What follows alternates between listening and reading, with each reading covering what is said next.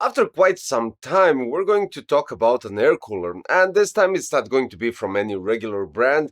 This time it's going to be from XPG, and this is definitely their first air cooler on the market in general. So, what are we going to talk about?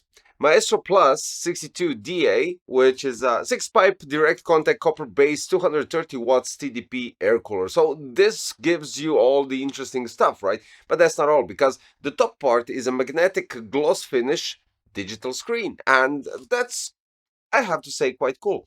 So in terms of digital screen, we've seen literally everything. We've seen better graphics, we've seen worse graphics, and I'm not saying anything negative about this. It's all up to your personal liking, but this one actually has a quite solid digital screen. And when you take a look at that front gloss panel, what you get is a top and bottom LED strip, which is of course adjusted through the motherboard software regarding the addressable RGB lights and of course the XPG logo. The digital part isn't possible to adjust because, well, it's digital, so it stays in the same white color constantly. Now, it shows CPU temperature, CPU load, and RAM load as well. In that sense, we can't change literally anything in that segment. And if you go to XPG Prime, because this cooler is recognized in XPG Prime, so this gives you an option to synchronize everything else that you have running through that software. It just gives you an option to pick a wallpaper and basically change from Celsius to Fahrenheit, and that's basically it. So nothing drastic here with the software to back it up, but you do need to install it to be able to get the numbers on that digital screen. So talking about that specifically, we have three cables running out of the air cooler to be connected to your motherboard. One is PWM, which is already daisy chained with the fans, and this gives you a quite simple solution for connecting it. Then the second one is a 3-pin 5 volts addressable RGB header, which is also completely daisy chained inside, so you just have to connect it to your 3-pin 5 volts header on your motherboard to get the LEDs for the fans, top and bottom LED cover, and the XPG logo. And finally, what you have to connect to get the digital numbers shown on the screen is the USB 2.0 directly on the internal part of the motherboard. So that's it, three cables. That's quite solid, I do have to say. Now, at first I did get concerned about the length of the USB 2.0, but there is enough because it got dangled up inside, so you don't have to worry about that part. Let's get into some numbers. 250 watts of cooling capacity. We're having 6 direct touch heat pipes, digital status panel, so it gives you real-time system performance monitoring, and of course addressable RGB lights. The height is 160, which is quite solid, and I do have to say, because it performs really good, I have to admit that. The interesting thing is it's risen up, the front fan is risen up 39 millimeters from the base, and of course it's a bit tilted to the left, so you won't have any issues with RAM clearance. It comes in black. We have total dimensions 126, 160, 120, 6 pieces of heat pipes, cooling capacity again 250 watts. Connectors, as I already mentioned, and then we go with application on the sockets. Intel is up to LJ1851. We're having AMD sockets AM5, AM4, and AM3.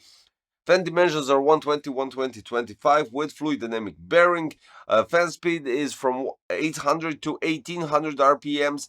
Fan static pressure is 1.39 millimeters HO. Airflow is 63.62 CFM, and fan noise is 2119 decibels. That's incredible. Mean time before failure is 70,000 hours at 25 degrees room temperature. Now, inside, what you have is one fan in the middle of the two towers, which is lower down more than the front fan, which is almost level to the digital screen. And basically, the only negative thing, and it's not negative when we're talking about the specific product, this negative thing is, and it got me frustrated, I have to admit that, is that with the regular screwdriver, if you don't have a longer, let's say 14 centimeters of length for the screwdriver, you'll be stranded of having a cooler being placed on empty on a socket without being able to tied up because I used my regular screwdriver that I use daily on all the PC builds, and I couldn't push it through because it's the height of the cooler, which is kind of obvious. Now, if we take into consideration all other manufacturers regarding their CPU tower coolers, what they do is inside the accessory box you get the screwdriver if it's an abnormal length to reach the screws that tie up the CPU cooler to the socket to the processor. So in that sense, you do need to have bit longer, like I would say 1 to 2 centimeters longer screwdriver to be able to reach the bottom screws, and that's it. So that's the only negative thing, because, well, for some of you guys, you might be stranded with the CPU cooler without being able to attach it to your processor, and then you'll have to go to the DIY store and buy a longer screwdriver. So yeah, take that into consideration as well, because everything else is good. It's really good. Now, for the installation process, of course, we're ditching the original retention brackets from AMD motherboard, and you're placing 4 standoffs, 2 retention brackets, and 4 screws, and tying them up. For the AMD, when you take into consideration that threaded part that the screws from the CPU cooler need to be attached to, they are facing inwards towards the CPU. Now, all of this is written down in the manual, so you don't have to worry about anything.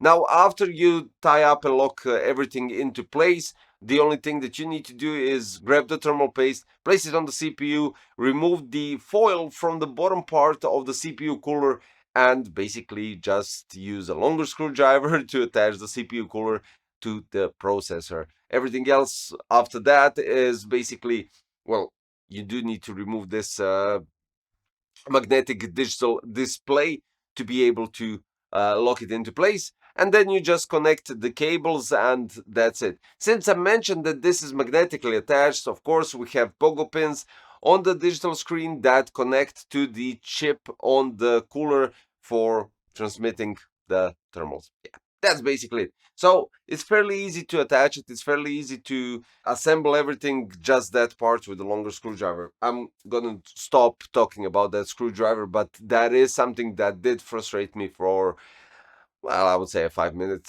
session, but yeah. Regarding everything else, it's time to go to benchmarks, because it did perform outstandingly good, and I'm quite, well, I'm not that surprised. I was just curious to see it, and at the beginning it started kind of weird, but then it picked up. So when we go with AIDA 64 Extreme Edition, we're having Maestro Plus 62DA installed on the AMD Ryzen 9 7900X3D in Valor Air Pro case. We're having a CPU going at 93 degrees with the clock speed 4875 megahertz. I do have to say, if we compare 360 radiators, of course you can't get anything similar or close. If it's not a bigger air cooler, if it's not more heat pipes than this, tighter fin stack, and bigger fans like 140, or eventually higher air pressure and airflow. But let's go further with Cinebench. We're having average out of 10 runs, so these are 10 consistent runs. We're having 89.2 degrees on the CPU. Clock speed is 4933 megahertz, which is great. And then we have the Cinebench score, which is outstanding, 26,144. And that kind of stacks up quite nicely, because if there's a chance that you might remember some 360 coolers way back, they worked at 26,200 on the Cinebench. And basically this gives you an idea that this CPU cooler is really doing a good job cooling this CPU. And let's take into consideration, we're having 3 120 on front, 120 here at the rear, and no exhaust at the top. If I added one here, specifically here, this might pull out more hot air from the heat sinks, which will definitely benefit the air cooler in general. So this is first try for XPG with air cooling. They brought in digital screen, 6 heat pipes, direct contact, copper base, which is quite solid.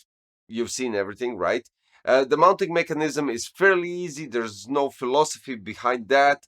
The digital screen needs XPG Prime to be actually able to show all the numbers here. And the only negative thing, as I said, and I have to repeat it at the end, is the length of the screwdriver needs to be around 140, 150 millimeters, just for you guys to be able to actually lock it in place.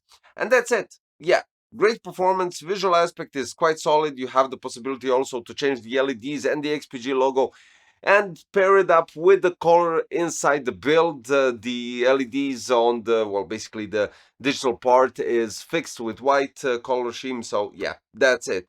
Quite nice looking CPU tower cooler with digital screen. And to be honest, big thumbs up to XPG for delivering air cooler for the first time with such performance, visual aspect, digital screen, and everything that I mentioned earlier. So yeah, that's quite solid. So guys, XPG Maestro Plus 62DA is the air cooler that we talked about today, and I'm going to place the links in the description so you could check out some more details eventually if I might have missed something. And that'll be all for today. So the links are in the description. Don't forget to subscribe, hit the like button, click the notification bell if you still haven't, and I'll see you soon in another one. Thanks. Bye bye.